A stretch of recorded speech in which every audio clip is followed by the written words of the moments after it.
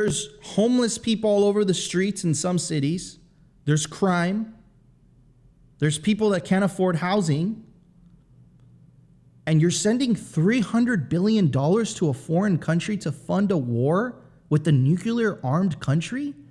And you're literally lecturing me about putting $100 billion into Bitcoin, which clearly has shown that over the last 10 years, it is a superior asset to gold.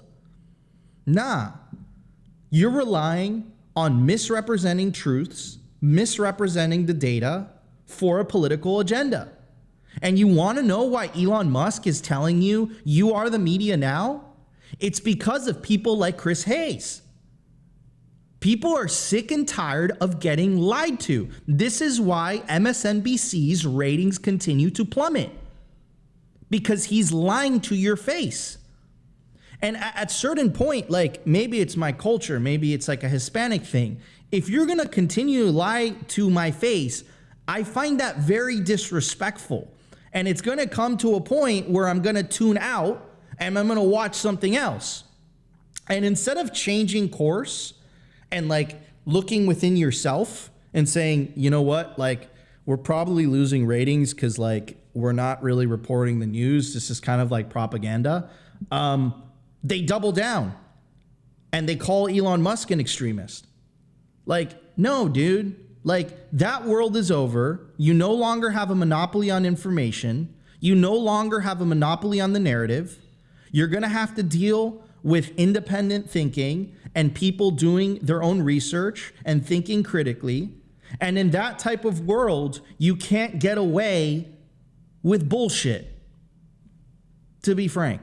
And if it's simply Bitcoin that has to like rebuke the bullshit, so be it, Opti. We will rebuke the bullshit because that is so evil, this class warfare. No, listen, if you can only afford $20 of Bitcoin a month, and that's all you can afford. Listen, when I got into Bitcoin in 2016, this is for Chris Hayes. When I got into Bitcoin in 2016, I was living on my friend's couch, working a minimum wage job, and I stuck to it. Bitcoin gave me a career. Bitcoin gave me a business. Bitcoin got me to where I am today. 8 years of me working hard and believing. Minimum wage job, living on my friend's couch. So what is this that Bitcoin is for the rich? No. Everyone's going to benefit. And I'm going to be buying Bitcoin when it's at 1 million, when it's at 5 million, when it's at 100,000. Why? Why would I want to use dollars? Why would I want to use a money that steals from me? Why would I want to use a money that is constantly taking my purchasing power and redistributing it back to the government? The government completely is unaccountable. The Pentagon failed what? Their 8th audit in a row. If you did that to the IRS, you'd be put in jail. Like, no, dude, this is what this election was all about. People were sick and tired of the BS. They rebuked the legacy media. Trump won in a landslide. If you were just listening to legacy media, you would have thought that a totalitarian was elected. So we're tired of it.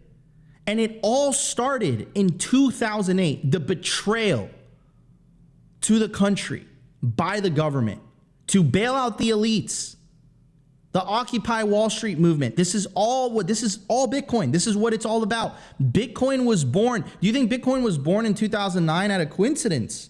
No, it was a protest. In the Genesis block of Bitcoin, it says, Chancellor, on the brink of the second bailout for banks. Do you think that's a coincidence? This is the people's money. This is the way for the people to protest against that said system. Chris Hayes is the elite. Chris Hayes is the political class that is oppressing the people. Bitcoin is the tool of which people are going to find freedom and break free from those chains of oppression that people like Chris Hayes are trying to psyop people into falling into. That is pure evil, misinformation, misrepresentation of the facts, and class warfare trying to divide people based on the wealth that they've been able to acquire. Shame on you, Chris Hayes. You put journalists to shame. You're not a journalist. You're a propagandist. We're more journalists than you are. That's what I gotta say. Oh man, love it. Well, I knew this was going to trigger you, Nico, so hold on. Get some hair horns here for you. But also, one thing that you did just mention about like the Genesis block, I find it very interesting, and I have some more here for you, Nico. So I have 2 more tweets here that I think we're going to put the pin on for today's show. But I think the craziest part about that clip was the fact that, like, we've said this actually on the show before, that we're going to get blamed for the government and fiat's problems, and he's basically saying like, oh, now we need the government to bail us out. And it's like, no, Bitcoin was like literally created as a response to the 2008 bailouts. But of course, facts don't mean anything to them. All right, now going on a little more, Nico, we have a little more. We have this tweet here from George Selgin, who is from the Cato Institute, which is a financial and monetary think tank. And he's kind of saying the same thing that the MSNBC co-host is saying, is that now the U.S. government is to be a marketing agency for Bitcoin. So much for limited government. As I thought this way, it'd be making a case for a U.S. strategic stockpile of my next book. And I dare say that it would be just as sound as the case for a strategic Bitcoin reserve. And he's been doubling down on this. And then, of course, everyone's favorite gold bug out here, Peter Schiff, I think kind of nails it here in kind of like a reverse thinking way here, which is, I think, something that we're going to see continue. And as we like to cover here in the culture is, not only highlighting Bitcoin projects and Bitcoin signal, but also kind of highlighting what the culture is thinking about Bitcoin. And I think Peter Schiff kind of hits the nail on the head again in the worst way possible. So here's the tweet. Bitcoin has become a national security threat. It's one thing when private citizens voluntarily waste their own money buying Bitcoin, but it crosses the line when they bribe government officials to squander the public's money buying it. And this is the emphasis here, and this is probably what we're going to be seeing, and we've been saying this on the show for a while. Quote, Bitcoin is now public enemy number one. And I think this is kind of the groundwork being laid, as we saw on MSNBC. Nico kind of covered it, and we've been covering this on the show for a while. But of course, adding the Bitcoin spin here, shouts out to Lop on Twitter, and he goes, Bitcoin only becomes a national security threat if other nations become Bitcoin rich, while our own nation stays Bitcoin poor. And this is the signal here, guys. Like, they are coping. You love to see the cope and the seethe coming from the mainstream propaganda wings. But it is interesting. And again, I forget who it was in the chat, Nico, but them kind of trolling us and saying, simply Bitcoin is tomorrow's Bitcoin news today. We literally said this at some point throughout the year, especially when it was getting a little hairy in the US, that Bitcoin will be blamed for the problems of the fiat system. And we're starting to see that groundwork get laid, where like, now Bitcoiners are lobbying the U.S. government to bail them out. Now Bitcoiners are lobbying the government. No shit, Sherlock. You attacked our industry for 3.5 years. You attacked our industry and you lied about it. You said that you weren't doing it, but you put some of us in prison. Right? You isolate it. Now it's been discovered. We didn't get time to cover it today. It's been discovered that literally there was orders from the US government to banks to unbank crypto companies. You had the hostile SEC. You had the proposed 30% Bitcoin mining tax. What do you mean? Bitcoiners would not have gotten political if you did not force our hand. Do you think Bitcoiners are like, yeah, Republican Party, Trump? No. You created an opportunity for your political opponent to capitalize on you demonizing an entire industry of which a huge portion of your constituents own. And now you're going to continue to double down on the class warfare and the demonization of this? Like, I hope you keep doing this for 2020. When's the next election? 2026 and 2028. Good. They turned out wonderfully this time. Keep doing it. Great. It's just, it's unfortunate. It's unfortunate.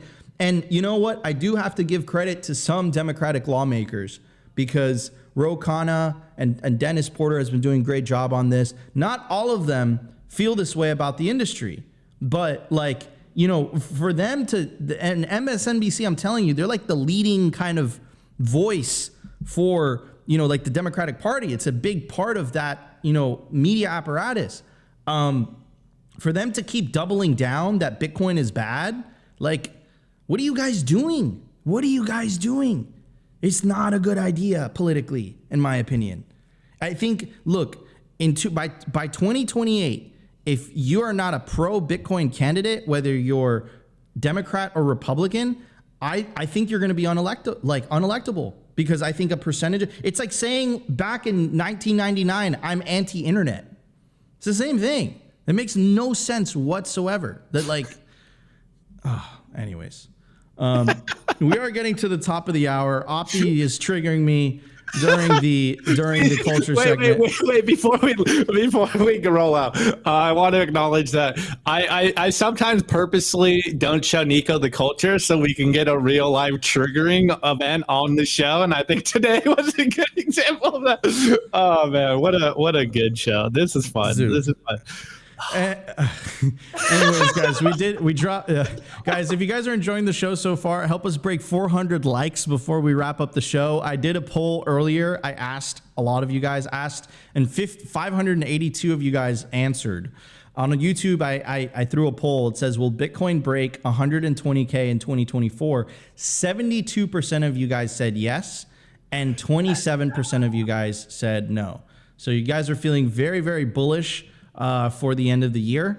But anyways, guys, great show today. We'll be back tomorrow. This was Simply Bitcoin Live for December 9th, 2024. I'm your host, Nico.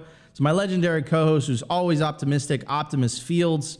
We are Simply Bitcoin, and we'll be back tomorrow for a brand new episode. Peace out.